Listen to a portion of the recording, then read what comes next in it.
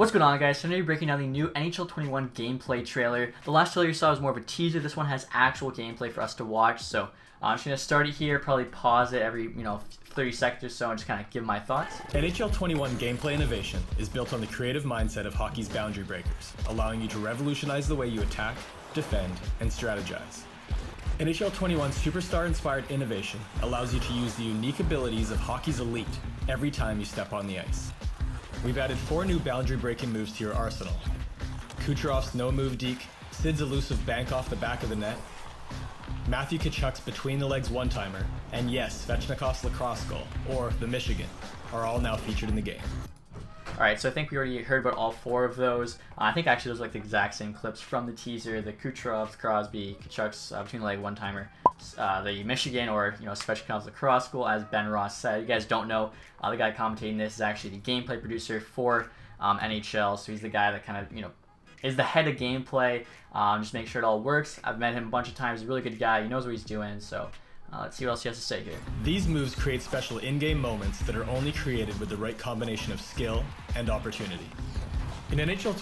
Also, real quick, I don't know if any of you guys are actually able to pull off the Michigan in the technical test for the NHL 21, but I never did. I tried it so many times. Even before that, playing the alpha version with Gretzky, I could get the puck up and never able to score. It's so tough. I know it's meant to be tough, but I hope they tune it down just a little bit so it's at least somewhat possible. But we'll see. 20. Most one-on-one moves could not be pulled off without sacrificing speed. In NHL 21, to replicate the boundary-breaking attributes of Ovechkin and McDavid, we added a multitude of slips, banks, and chips so you can retain speed and acceleration. This is especially useful when your opponent is playing the trap or aggressive on the blue line. So right there he mentions, people playing the trap, which is essentially skill zoning, and then being aggressive on the blue line. I think, a lot of kind of weaker players usually do that, go for hits when they shouldn't, kind of with Chara there. Marner gets right around him. So we also saw this in the teaser. Obviously you have all the new board banks, you have the board slides, so McDavid pulled that off. You just have the chips yourself. I think Panarin did that in the one clip. So just really new offensive tools to kind of, enter the zone, which I think is really good. A lot of times, if the opponent was playing the trap well, you couldn't find space to enter. You're either going to just do something bad when you just, essentially force a play you shouldn't, or you're just going to really have, skate along the sideboard. They're not going to give you anything. So now you can actually be creative in the neutral zone, enter the zone different ways. And basically they're saying too, the better the player, like your McDavid's, Marner's, Ovi's, should be able to pull these off better. So actually, having a better player is going to matter for these moves, which I think is a big deal. We've also given you the ability to fine-tune your skating aesthetics down to the inch. So I'll go back there for a sec.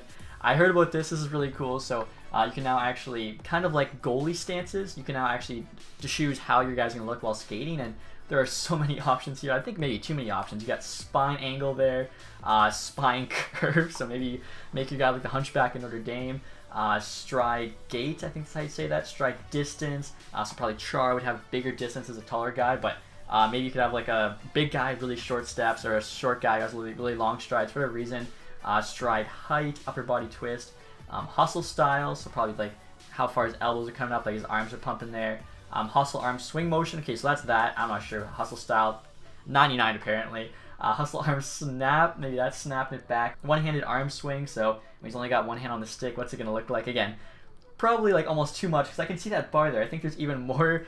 I feel like that might be like too much customization right? You gotta look skating, but obviously I don't think, too much in this case is a bad thing. Your skating aesthetics down to the... You can see all the different kind of ways. Like McDavid, Ovechkin, or match your own personal style. It's all in your control. Alright, so right there you can see a custom guy skating. I'm gonna play this again. Honestly, this looks like a guy who plays House or something. I played House too, so I can't, rip on him too much, but a little weird. Hockey is a game where teams use well-spaced rushes and crisp passes to retain speed up and down the ice. With NHL 21's Fluid Hockey IQ, your team will now move fluidly as a unit on both offense and defense, depending on which strategy you use. In NHL 20, players were frustrated when they couldn't trust their AI teammates and wanted their AI opponents to be more challenging through more organic and realistic decision-making. Alright, so right here he's just saying how they basically improved AI on both sides of the puck, which I think is a good thing. I think that's something we're asking for every single year. Offensively, you think there should be a guy kind of in the slot for a one-timer, he's not there. Defensively, you feel like your AI should pick up maybe the one-timer shot. So hopefully, it's just better on both sides of the puck, as I said. It's supposed to be more fluid, more authentic. Again, looking at like a quick 10-15 second clip, I think it's a little bit too hard to judge without actually getting your hands on the game and playing it, which of course we did in the technical test, but even that, I don't know, I think like it's just not enough. You really got to get a lot of games in, I think, to actually see how much, or if at all, the AI has improved. In NHL 21, the goal has been to make the AI more challenging while also making their decision-making and responsiveness more realistic. On breakouts, offensive teammates move fluidly as a unit to support the puck more effectively, and they will need to, because so they said they're supposed to be in better position now for breakout, which is a good thing. I think sometimes you're looking at up the ice for a guy on the board's not there. So again, hopefully, you know, with these kind of new controls with like the board slides, the chips, then of course with the AI being better in better position, this will all kind of affect the gameplay and actually have it, you know, feeling like a new game. I know sometimes people say the gameplay hasn't changed enough, it feels the same as, you know, the previous year. Hopefully, this is going to feel like a brand new game. The defensive side of the puck, teams will work more collectively during aggressive forechecks. Offensive players. So you're saying teams are more aggressive now. See, you know, is it still going to be the trap that everyone uses? I feel like with like all those new slides and stuff, hopefully the trap's not overpowered where you're just skill zoning, but it's hard to say. If the defense is more aggressive with AI, maybe skill zone will still be just as good. Again, I think we haven't really had just enough hands-on play with the game, especially to you actually playing good opponents to actually get a good feel for what's going on. Will try to retain their momentum through the neutral zone, while defensive strategies have been improved to neutralize speed, forcing the offense to be more creative and play less north-south. In the offensive zone, teammates work more. I think people do play a lot north-south, so hopefully now after actually, you know, moving up the ice horizontally, I think it's a good thing. Effectively defined open space to challenge a much more improved defense that can be trusted to defend passing options and identify moments to play aggressively to contain the puck. And we can't talk about trusting your teammates without covering the last line of defense, the goalies. In NHL 21, goalie locomotion is now separated into both upper and lower body, working seamlessly together to give the goalie incredible control and responsiveness in all situations when trying to move and track the puck at the same time. In NHL, obviously, good to hear, you know, new animations for the goalies because of all these new scoring opportunities, especially the Michigan. Like adding the Michigan, they have to make sure they have a goalie animation where he knows, you know, how to say the Michigan, which is basically just get your shoulder up, or if you're hugging the post, just, you know, get your arm around it. Because if they didn't add that, the Michigan would be broken.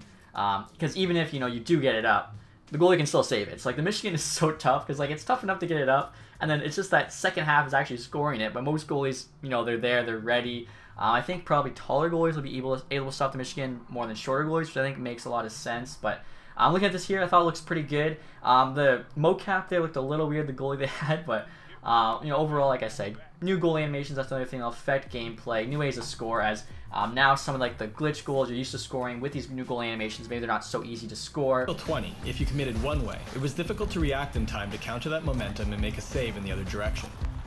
In NHL 21, our new tech allows for never say die moments where if you've committed one way and you react quickly enough, you can still reach back against your goalie's momentum and make that dramatic last-minute save that every goalie dreams about.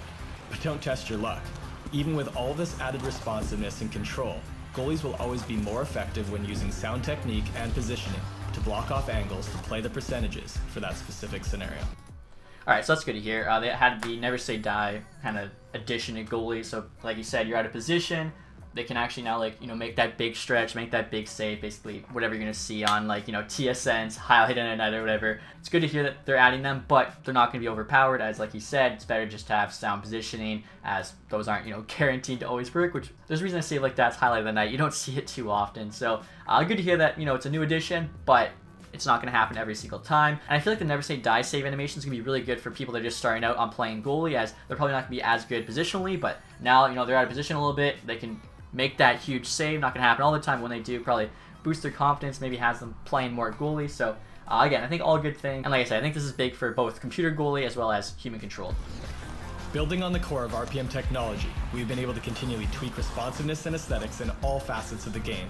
I like how Bobrovsky gets scored up between the legs, and then they have, I think that's Matthews, across goal in Detroit. Like, come on. Setting us up with a great foundation for the future. Forward slide. With NHL 21, our gameplay innovation is meant to recognize those who have revolutionized the game, bringing you the best hockey experience on this console generation.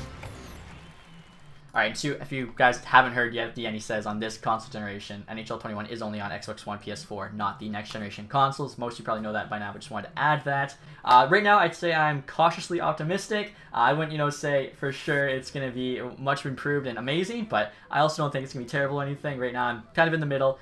I think we need to get some more time on it and just see how much better it'll be. So definitely, if you have any questions, guys, leave them in the comments section. Let me know as well just what you think of the trailer of the new gameplay features. Besides that, though, guys, that's me it for this one. Hopefully you enjoyed it. If you did, leave that thumbs up. Subscribe yet, please do that. And as always, guys, thank you for watching. Have a nice day. Goodbye.